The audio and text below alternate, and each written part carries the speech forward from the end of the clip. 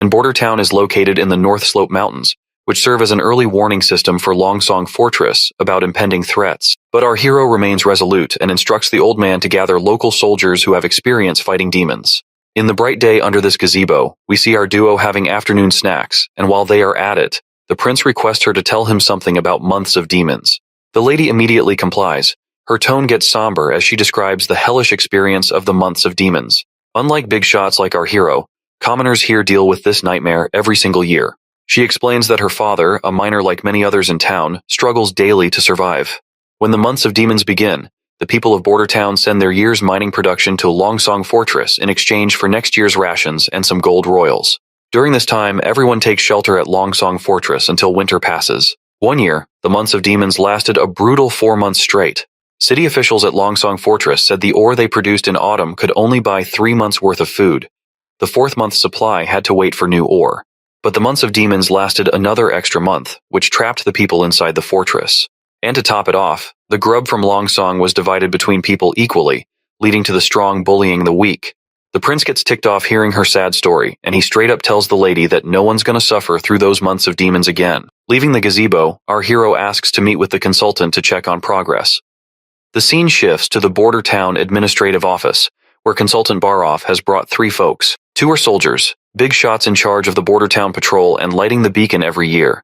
The 3rd is a hunter who claims he's faced demons before, even bagging one himself. At first, one of the scared soldiers stumbles through his words in front of the prince, muttering gibberish that makes no sense. The prince then nudges the other soldier to speak up. The other one then explains that the demons used to be regular critters in the forest, but the evil miasma turned them into savage beasts. They're tough, but still killable. Once the months of demons wrap up, Longsong Fortress sends out cavalry to mop up any stragglers in the area. That's when the hunter slams his fist on the ground like he's showing off, boasting that those monsters are as easy as slicing cucumbers with his sword, and he's taken down 2 already. The big guy then drops to his knees before our prince.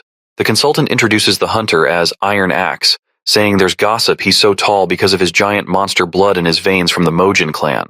Our hero asks him straight up if his stories are true. Iron Axe nods confidently, saying he's already killed a demonic boar and a wolf type. Iron Axe explains how hunters categorize demons. As the guard mentioned, these critters started out as regular animals but went berserk after they got a taste of hell miasma, and which is why they're such a pain. The wolf type is sneaky and lightning fast, and the wild boar has a tough back which is so thick that even crossbows struggle to pierce it. The prince quickly realizes that these demons are essentially animals, but with enhanced traits. The hunter agrees, saying they don't pose much of a threat.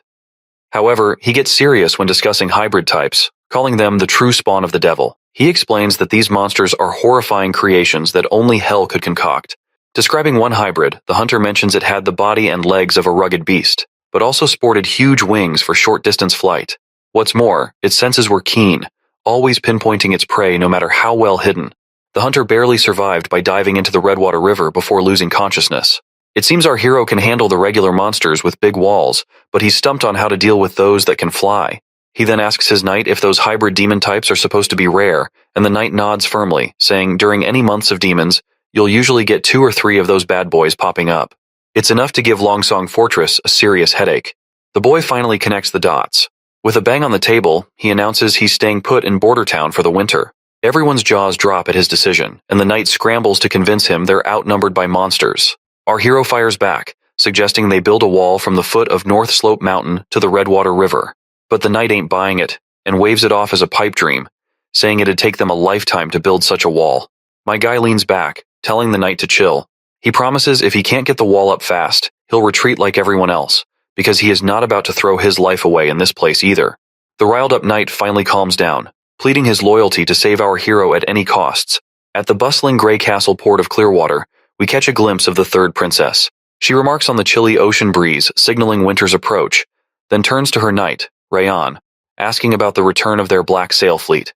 He assures her they should be back at port in 3 days if all goes well. The princess notes this is their last expedition of the year and hopes it brings some nice surprises. Back in the palace, the knight wonders how she was already geared up for the throne competition her father sprung on them. She admits she didn't see it coming, but she figures it's all about paving the way for the king's favorite son to take the throne. Still, she laughs it off, saying being good at running things doesn't automatically mean the second son will win. She tells her knight to dig deeper and understand why she's sending out the Black Sail Fleet on this big expedition. After mulling it over,